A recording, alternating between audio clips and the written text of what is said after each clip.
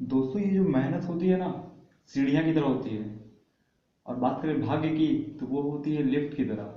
Lift कभी भी रुक सकता है, अटक सकता है, बंद हो सकता है, लेकिन सीढ़ियाँ हमेशा आपको ऊंचाई की ओर ही ले जाती है। नमस्कार दोस्तों, मेरा नाम है विकी और आप देख रहे हैं डिस्टेंस। दोस्तों आजकल भारत में बहुत सारे स्टार्टअप्स खुल रहे हैं, जो कि कई सारे प्रोडक्ट्स अपने बेच रहे हैं, कई अपनी सर्विसेज दे रहे हैं।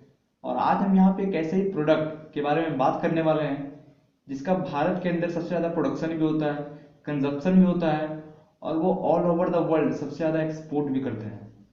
और उस प्रोडक्ट का नाम है भाई स्पाइसेस, बोले तो मसाले।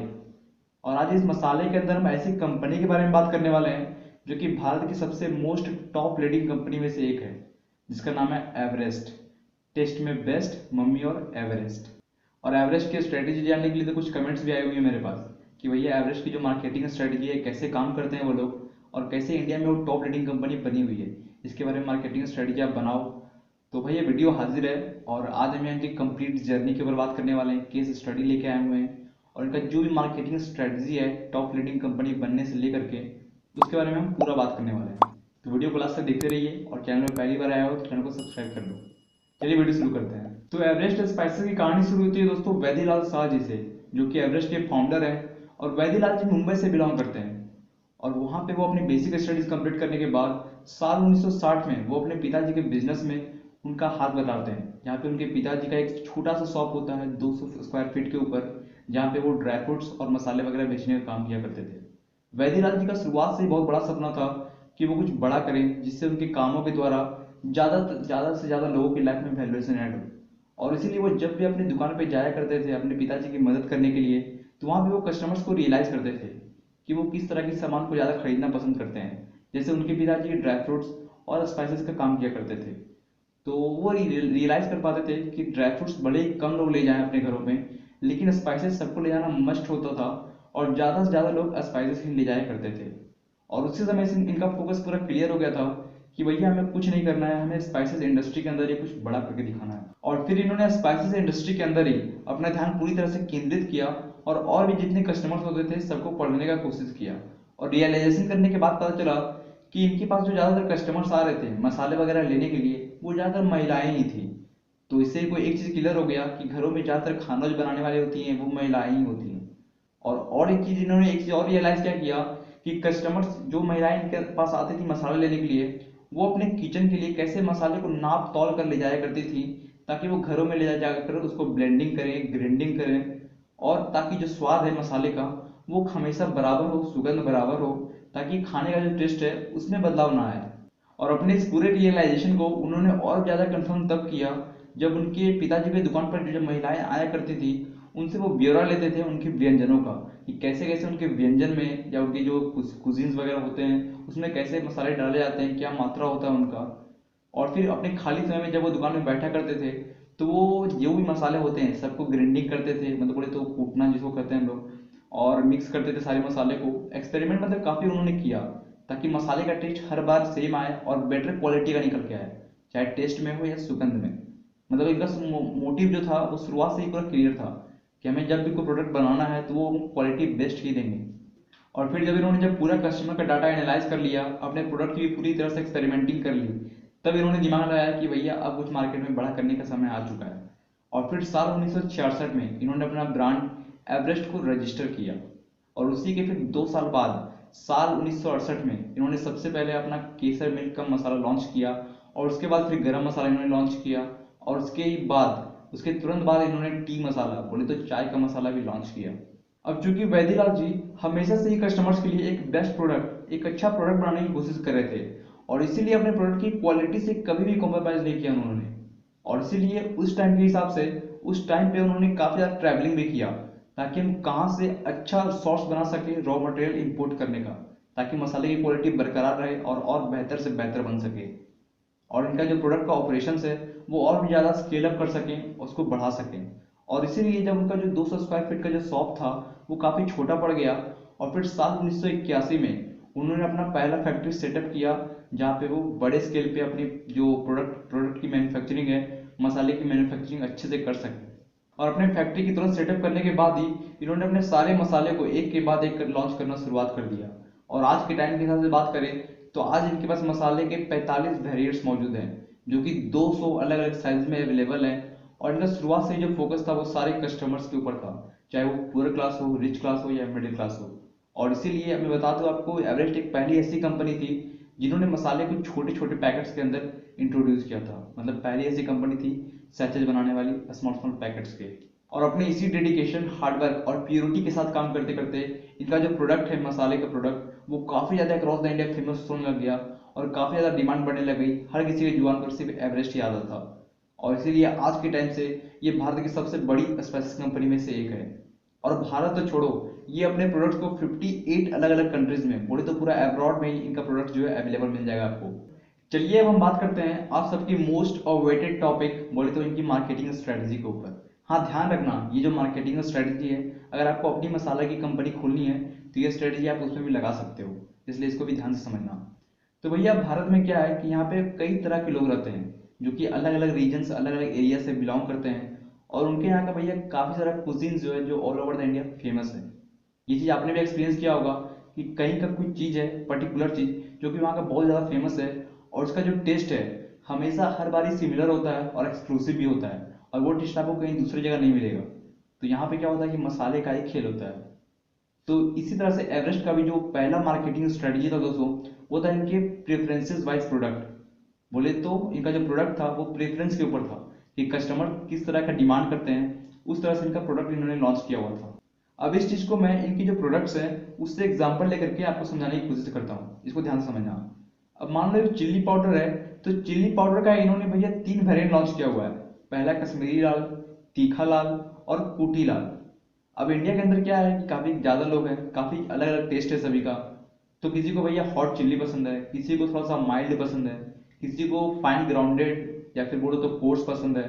तो इन्होंने सब तरह के कस्टमर्स का ध्यान रखा हुआ है कि इनको क्या पसंद है, किस तरह का मसाला निकल सकता है चिल्ली पाउडर के अंदर। और उस तरह से इन्होंने अपने प्रोडक्ट को डिजाइन किया हुआ है, अलग अलग पैकेट्स में, अलग अलग डिजाइन के साथ, अलग अलग टेस्ट के साथ, अलग अलग स्मेल के साथ। तो इस तरह से इन्होंने लॉन्च किया है प्रेफरेंस वाइज प्रोडक्ट, इनका पहला मार्केटिंग स्ट्रेटजी। दूसरा जो इनका स्ट्रेटजी था दोस्तों, वो था इनके एडवर्टाइजिंग और प्रमोशन को लेकर के। एडवर्टाइजमेंट के तौर पे अगर हम बात करें तो इंडिया की ये सबसे पहली ऐसी स्पाइसेस की कंपनी है जिन्होंने टीवी के अंदर अपना एड सबसे पहले लाया है। और 2003 में इन्होंने एड्स किया था टीवी के अंदर। और शुरुआत में ये अपने सारे प्रोडक्ट्स की एडवर्टाइजिंग नहीं कर रहे थे, ये सिर्फ रीजन स्पेसिफिक स्पाइसेस के ऊपर काम कर रहे थे, ताकि कुछ कस्टमर्स के अंदर क्यूरियोसिटी भी भाई बनी रहे और कस्टमर जानने की इच्छा रखे कि और कौन कौन से मसाले आते हैं इस कंपनी के अंदर। और तो और ये अपनी ज्यादातर कस्टमर्स को तब ज्यादा अट्रैक्ट करने लग गए जब इन्होंने रिच कलर को हाईलाइट किया अपने मसाले के अंदर। बोले तो इन्होंने अपना जो पैकेजिंग बनाया था मसाले का, वो इतना अट्रैक्टिव बनाया था कि कस्टमर्स के मन में वो बैठा हुआ ही था कि भैया और कोई मसाला नहीं चाहिए, सिर्फ स्पाइसेस ही चाहिए। तो ये जो ब्रांड का कलर से मैचिंग है दोस्तों, ये अलग गेम है, बोले तो कलर साइकोलॉजी का गेम है। अगर आपको इस पे वीडियो चाहिए कि कलर साइकोलॉजी हम किसे करते हैं, क्या क्या इसमें टर्म्स निकल के आते हैं, तो मैं इस पे वीडियो बना दूंगा, कमेंट करके जरूर बोलना। और फिर टीवी के अंदर तो इनके कुछ एड्स इतने ज्यादा फेमस हो गए कि भैया पूछो ही मत। जैसे कि ये देख लो, पास देना। मुझे भी खेलने दो ना प्लीज। चल चल, ये बच्चों की टीम नहीं है। अब देखना एवरेस्ट पाव भाजी मसाला का कमाल। सिर्फ इसी में है पूरे 15 शुद्ध मसालों का सही मिश्रण। खेलेगा क्या? खेलेगा क्या, ये तो कैप्टन है। टेस्ट में बेस्ट मम्मी और एवरेस्ट। और फिर दूसरा ये लंच ब्रेक सर। सर, माँ ने बनाई है, पाव भाजी। आपकी बड़ी फैन है सर। अरे लाइए सर, पाव भाजी माँ ने बनाई है। आपकी बड़ी फैन है सर। अरे लाइए लाइए यार। हाँ। वाह सर, किसकी पाव भाजी बेस्ट है? अरे मेरे मम्मी की। अरे बेवकूफ बना रहे हैं। आप दोनों की माँ तो एक ही है। ये एवरेस्ट पाव भाजी मसाला, जो खाने को बनाए माँ के हाथ का खाना। पाला माँ जी। तो अगर आपने इस दोनों एड्स को गौर से देखा और इसका कैची लाइंस को नोट किया तो आपको समझ में आया होगा कि ये भैया टारगेट कर रहे हैं घर की महिलाओं को ही, क्योंकि ज्यादातर जो खाना बनाती है, मैंने पीछे ही बोला, वो महिलाएं ही होती हैं। और भैया उनके स्वाद, अपनी माँ के घर का हाथ का खाना जो है उसका स्वाद तो मतलब चखने के बाद से मुंह से एक ही आवाज निकलती है, वाह। और फिर इन्होंने अपने ब्रांड को और भी ज्यादा फेमस करने के लिए फिल्म स्टार अमिताभ बच्चन को भी इंडोर्स किया अपने ब्रांड के अंदर। और अमिताभ बच्चन भी काफी ज्यादा एड्स किए हुए हैं एवरेस्ट की, और इसी के कारण इनके सेल्स में काफी ज्यादा बूस्टअप मिली थी इनको।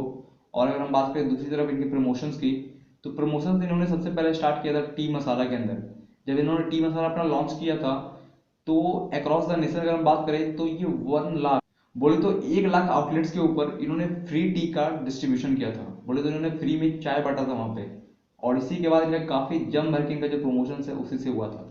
और फिर अगर हम बात करें दूसरे प्रोडक्ट इनके सब्जी मसाला के बारे में, तो सब्जी मसाला के इन्होंने प्रमोशन वहां पे किया जहाँ पे सब्जी भाजी का मार्केट हुआ करता है। बोले तो जैसा देश वैसा बेस वाला इन्होंने काम किया, मतलब कि जहाँ सब्जी बिक रहा है वहीं पे भैया ऐड लगा दिया और अपने जो सब्जी वाले मसाला होते हैं इनके वहाँ पे उसकी ये ब्रांडिंग किया करते थे। और तो इनके सेल्स टीम, इनकी जो सेल्स टीम थी वो भी काफी अच्छे काम किया करते थे।